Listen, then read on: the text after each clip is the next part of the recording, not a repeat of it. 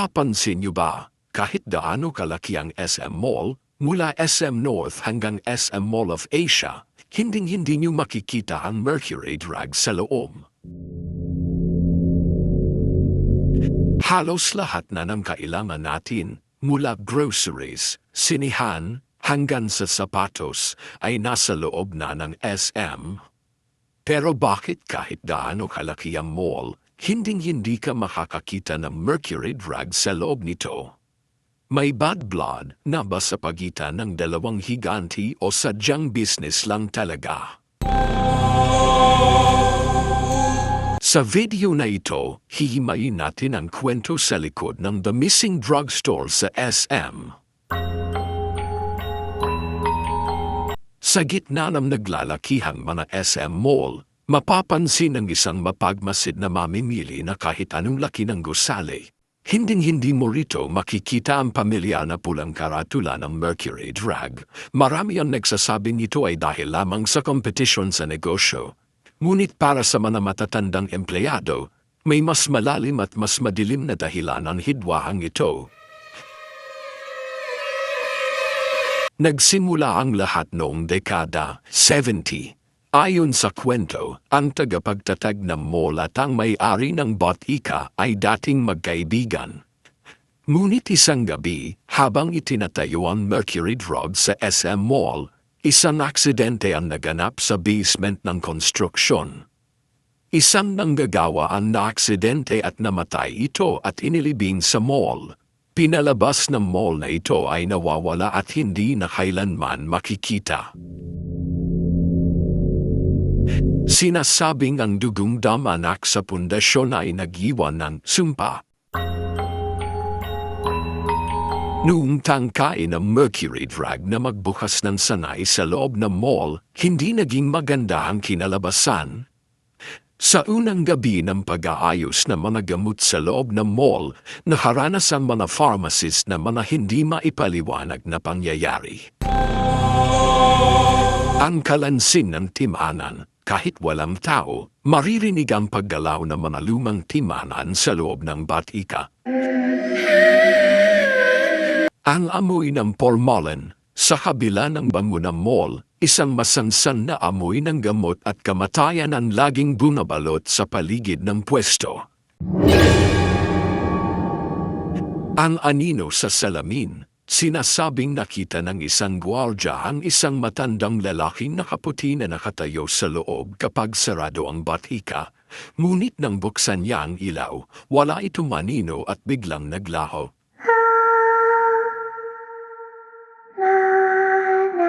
Sinasabing nagkaroon ng matinding pagtatalo ang dalawang panig ng ang mga customer mismo ay nagsimulang magreklamo. May mga bumibili raw ng gamot na pag-uwi nila ay tuyong dahon o barya na kinalawang. Hanggang ngayon, nananatiling misteryo kung ito ba ay puro negosyo o sadyang may namuong kababalaghan. Hindi natapos ang kilabot sa Mercury Drug sa mga SM Mall. Ang totoo, ang pagbabawal sa kanila ay hindi lamang dahil sa alitan, kundi dahil sa isang sumpa na nananailangan ng katahimikan. Noong huling bahagi ng dekada 90, isang architectural intern ang aksidenteng nakakita ng orihinal na blueprints ng isa sa mga pinakamalaking SM malls sa bansa. Napansin niya ang isang maliit na kwarto sa gitna ng bawat palapag na nakamarka lamang bilang Mechanical Room X na dating pwesto ng Mercury Drug. Sa kuryusidad, pinuntahan niya ang lokasyong ito sa basement sa kalagitnaan ng gabi. Pagdating niya sa tapat ng pintong bakal, narinig niya ang mahinang tunog ng nagbabayo. Ang tunog na ito ay pagdikdik ng gamot. Nang silipin niya ang siwang ng pinto, hindi man ang modernong gamutan nakita niya. Nakita niya ang isang matandang lalaki, puting-puti ang buhok at nanlilisik ang mga mata na nakasuot ng lumang uniforme ng pharmacist. Ngunit sa halip na gamot, ang dinidikdik nito ay mga piraso ng buto at tuyong laman. Lumingon na matanda sa kanya at bumulong. Hindi sila pwedeng pumasok dito dahil ang gamot na tinitinda ko ay para sa mga hindi na humihinga. Ito ang lalaking na-aksidente dati sa pagtatayo ng building. Biglang namatay ang lahat ng ilaw sa basement. Sa gitna ng kadiliman, naramdaman ng intern ang isang malamig na kamay na humawak sa kanyang leeg. Ang kamay ay amoy formalin at may malapot na likido na parang asido na dumadaloy sa balat nito. Itinago niyo ako, pinabayaan niyo akong mamatay. Kinabuksan wala na ang architect. Sinasabi ng dahilan kung bakit walang mercury drug sa SM ay dahilan espiritu na nagbabantay sa pundasyon ng mall ay may matinding galit sa simbolo ng mercury. Noong unang subukan ng mercury drug na maglagay ng karatula, ang lahat ng salamin sa SM Mall ay sabay-sabay na nag-crack at ang mga escalator ay tila kinain ang manasuot na sapatos ng mga mamimili. Hanggang ngayon, may mga gwardiya sa SM na tumatangging mag-duty sa pharmacy section ng SM pagsapit ng alas 12 ng madaling araw. Sinasabi nilang maririnig mo raw ang isang boses na nagtatanong. Bakit niyo ako pinabayaan? Ang kapalit ng gamot na ito ay ang inyong hininga. Kaya kung mapapansin mo, laging maliwanag at masigla sa loob ng SM, ngunit subukan mong tumingin sa mga madidilim na sulok ng parking lot o sa mga staff-only na pinto. Doon, naghihintay ang bautitang hindi mo kailanman gugustuhin mabilhan. Matapos ang mga nakakatakot na pangyayari sa basement, isang matandang pari na siya ring nagbasbas sa unang bato ng mall nung itayo ito ang ipinatawag ng pamunuan. Hindi siya nagdala ng mga gamit sa pag-e-eksorsismo, kundi isang simpleng bundle ng mga puting rosas at isang lumang botilya ng lanis. Dinala niya ang mga ito sa tapat ng mercury drug. Doon, sa gitna ng malamig at madilim na pasilyo, nanalangin siya ng taimtim. Ayon sa kwento, kinausap niya ang espiritu ng na hindi matahimik.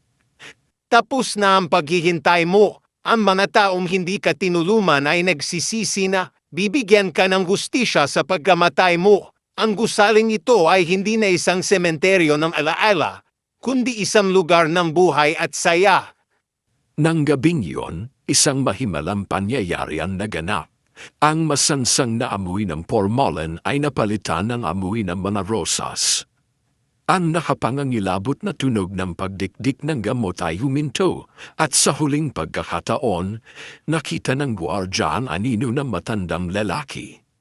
Ngunit sa pagkakataong ito, hindi na ito nanlilisig, nakangiti na ito at dahan-daang naglaho sa liwanag ng buwan na tumatagos sa skylight ng mall.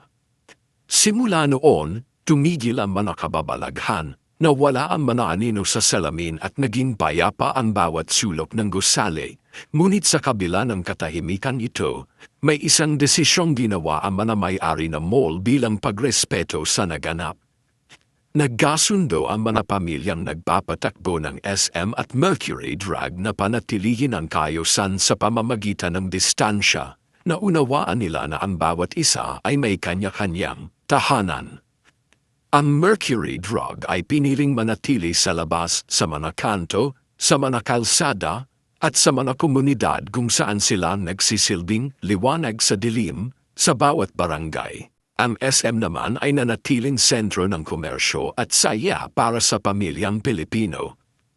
Ang kawalan ng Mercury Drug sa loob ng SM ay hindi na dahil sa sumpa o galit, kundi naging isang simbolo ng respeto sa kasaysayan. Ito ay isang paalala na may mga bagay na mas mahalaga kaysa sa kita. Ito ay ang pagkilala sa teritoryo ng bawat isa at ang pagpapahalaga sa kapayapaan ng mga kaluluwang minsan na naging bahagi ng lupang ating tinutuntungan.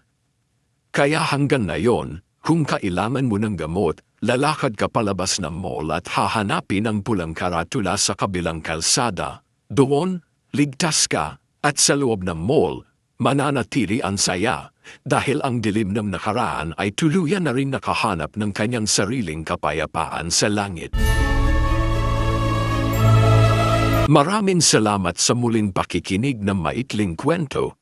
Kung gusto mo pang makinig ng iba't ibang kwento, bisitahin ang playlist ng Pinoy Horror Movie sa aking YouTube channel at huwag kalimutang e-subscribe ang Jonas Miniblog para updated ka sa bawat kwento.